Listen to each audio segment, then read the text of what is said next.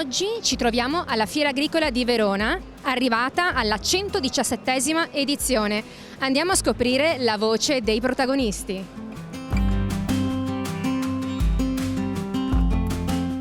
Presidente, questa è una fiera molto importante che mette in risalto le produzioni agricole, ma che ruolo ha questa fiera per il Veneto e per l'Italia?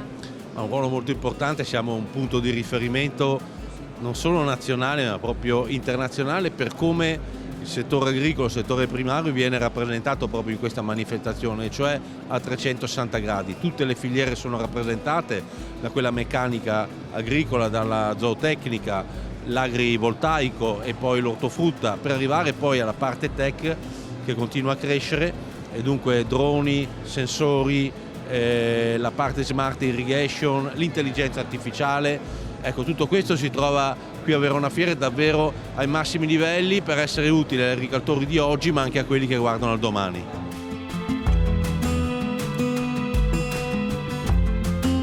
Assessore, una fotografia dell'agricoltura italiana, l'impatto e anche chiaramente l'importanza sul Veneto.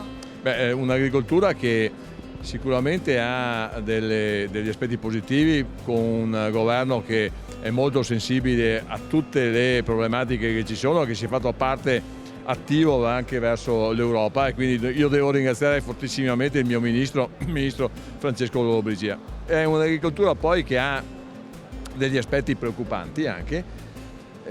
Io soffermo questa breve intervista su due aspetti: i grandi seminativi. I grandi seminativi hanno delle problematiche importanti. Pensate che se si aprono alcuni mercati, tipo quello dell'Ucraina, il prezzo del mais, da prospettive e ricognizioni anche di centri importanti, potrebbe calare al 40%, quindi attenzione, perché i grandi seminativi anche nel Veneto sono importanti.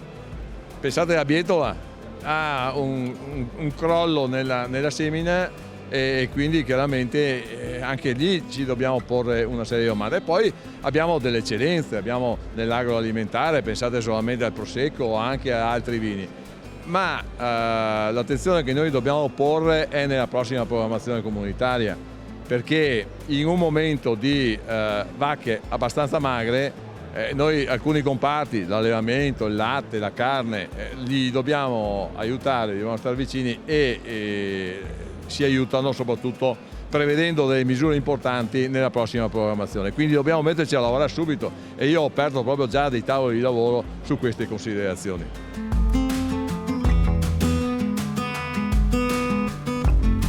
Sindaco, quanto importante è questa fiera per il Veneto e anche per l'Italia?